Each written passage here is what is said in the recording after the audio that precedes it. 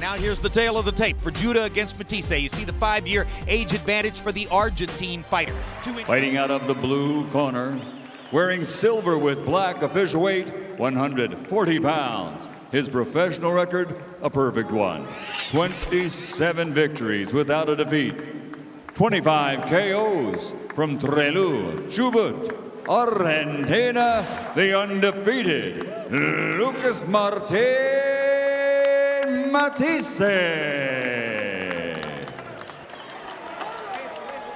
And fighting out of the red corner, wearing blue with silver, officially weighing in at 139 pounds. His professional record, 39 victories, including 27 knockouts with 6 defeats.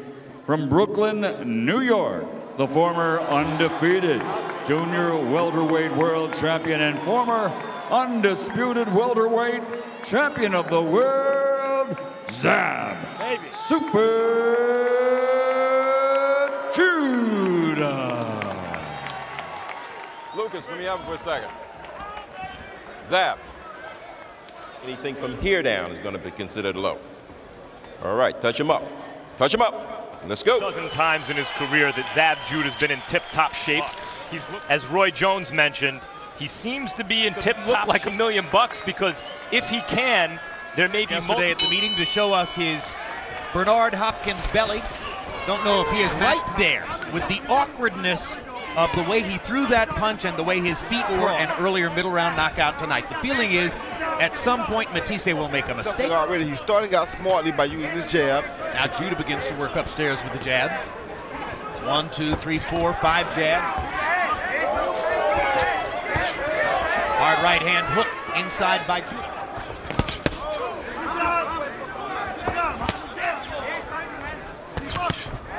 Straight left hand lands for Zab Judah. Stop punching, stop punching, stop punching. Power like Corey Spinks. He told us in the fighter meeting yesterday he trained 2 weeks for the Been a beautiful fight for Zab's situation. He has to stay patient for 5.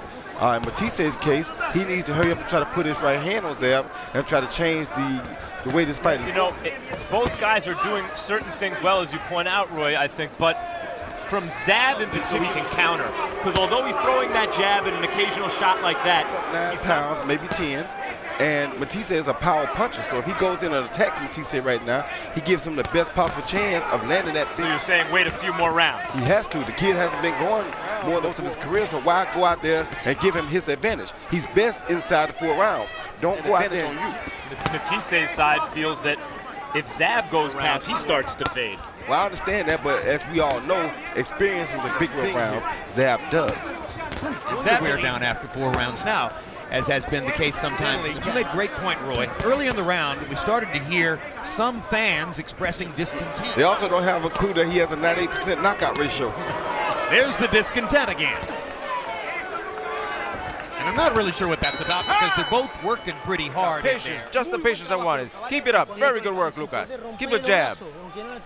And hit him in the arms. 20-18, Zab Judah. Jim, if patience wins your fights, Lucas Matthysse is quite interesting. On the other hand, Matthysse using his patience. Hit him wherever. It seems as though it's to confuse Judah. The strategy was for Matthysse not to go out and start winging shots early.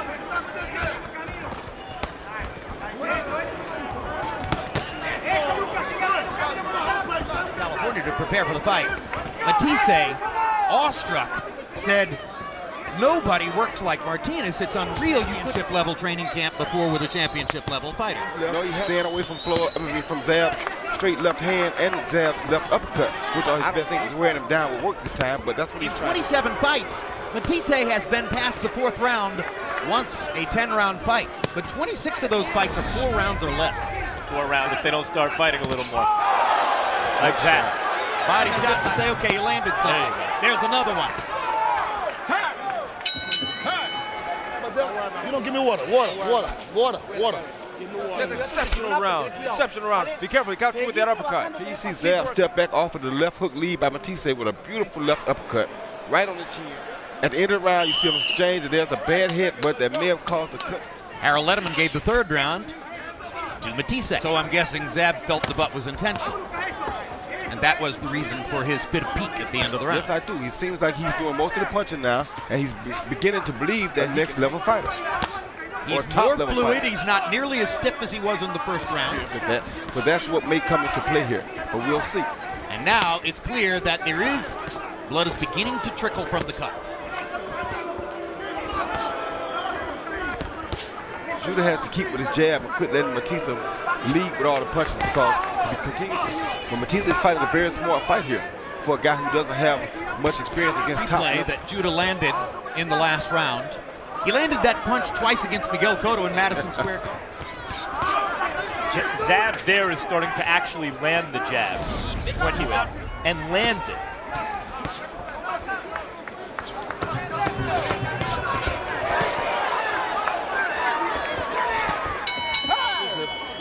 Take a little sip. Hey, you doing great. Very interesting in the corner just now. He said, I want you to, and Zab's going to have to steal the fight. Very telling. To keep his fighter focused and concentrating. And maybe they see, Roy, what is it that's already making them think a little differently? It's his boxing ability, big punches with it, because then you make yourself susceptible to the big shot. And Matthysse is still a very powerful puncher. He's a bigger fighter. Zab back out rather than to trade with Matthysse. He's made that choice a couple of times here in this game. Good shot. Now Judah suddenly opens up and throws two good left crosses in a row. Got to be careful, though. Don't run down. Between an all-passing team and an all-running team. Matthysse has the ground I wish game. the devil he would pick up the pace. I mean, sometimes you're waiting for the pass. He's just not getting busy. It's really amazing. On the other hand, Lucas Matthysse won round in his boxing life. So, 25 rounds and 3. What Zab still has not, that we're snapping Matthyisse's head a larger strategy. And that's allowed him to land the better punches in the combinations. I think the key to winning is fast and straight and good. Matthysse isn't quick enough to counter it. Zab should keep throwing the jab. Good body shot by Matthysse. I'm going for it. Yeah. Like he's about to open up on Matthysse. I'm going for it, I guess. Zab is busy. It's a beautiful thing. Oh, just like that. Quick right hook by Judah at the same. ¿Cómo estás? Good. How you doing? Good. 1, 2, 3. And this step around. That's what you watch. He just get them points in. 35. So Matthysse is throwing more, particularly throwing to the body. Armando Santa Cruz against Santa Cruz and when he's at his best, which is to kind of create those on his way to going for it. Break, don't punch. Zab Judah to land a little more and keep Matthysse off it. Makes the guy show what he's going to do every time he starts up that jab right there. Absolutely right. Best Matthysse. Right hand on the chin. Not full extension. And his patience and his discipline is very good here, because usually at this point he would get reckless in a fight. And proper respect for Matthyisse's 25 knockouts, and Zab has not always been that smart. Good jab. That's the way to win the fight. Most definitely. And both of these guys showing very superb condition. Rounds in Matthyisse's corner. He complained to his trainer about cramps in his legs. Two excellent left hands in the round. Break, no punches. Lloyd, you ever have an opponent? Yeah, the last one, as a matter of fact.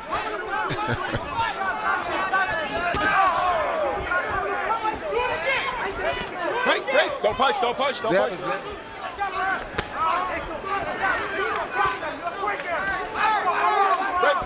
Timothy Bradley moved up to welterweight, looked less than spectacular beating Abreu. Devin has looked good recently against the right opponents. And here Zab is winning and looking better as the fight Samir goes Khan has gone into the wild card gym and been trained by Freddie. Harold, how do you have it coming to the ninth? 5 rounds to 3, 77. 70. I would have been happy if he didn't stick out his tongue so much. He does that constantly. That punch when he rolls the right shoulder in.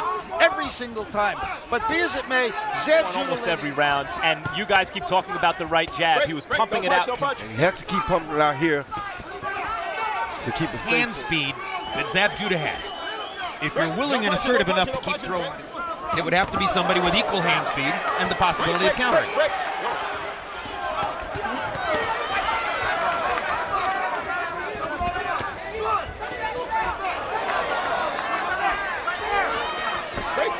starting to land with a little bit more regularity now, and that's not a good thing. Rise in the sport in the last couple of years, coming from more or less nowhere to become the middleweight. He's ready. He's ready. But then keep by. I want your hands up. He's trying to catch. Corner carefully. They'll tell you Judah has nothing left. Truth is, both fighters have something left.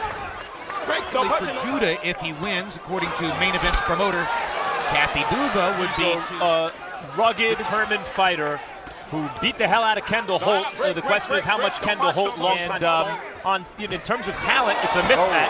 Hard right hand by Matthysse. Zab Judah goes down.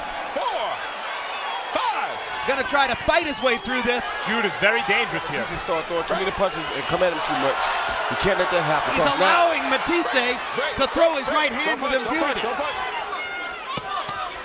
And there's a big left hook.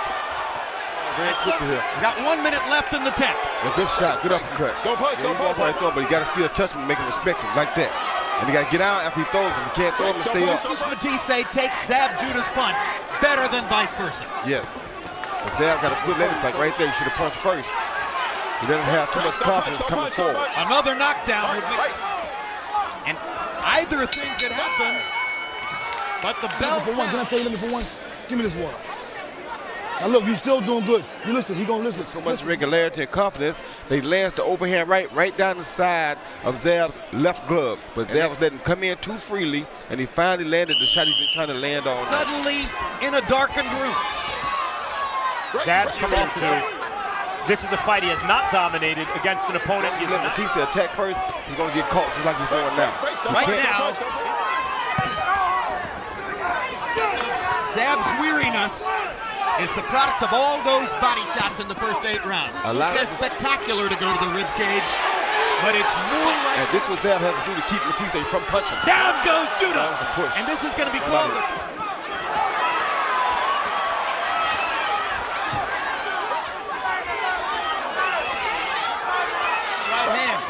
Another one.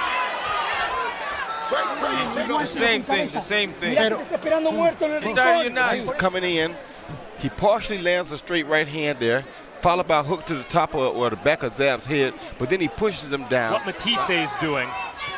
And as a result, even now, how does he go first when he can't make the offense that might have ended the fight? No punching, no punching. Just to make it clear. So far. Than he did in the 10th and the 11th. Then he's been having. Right here, you can't let Matthysse get off first. Looks calm and collected. 5, a career which has foundered in recent years, fighting against a guy who keeps producing surprises and stars. And punching through the guard of Judah to hurt him. Took control late, but handed to Zab. He hit the canvas and is fighting back hard here in the round. Zab was outboxing him there for a while. But rallying. Who will make this point down the stretch? And the round is over. What a battle. One official knockdown in the fight. It was in the 10th round when Matthysse... Zab Super Judah. Well, you may have heard somebody in the background. Before Michael Buffer announced the scores, we heard somebody yelling majority draw, majority draw.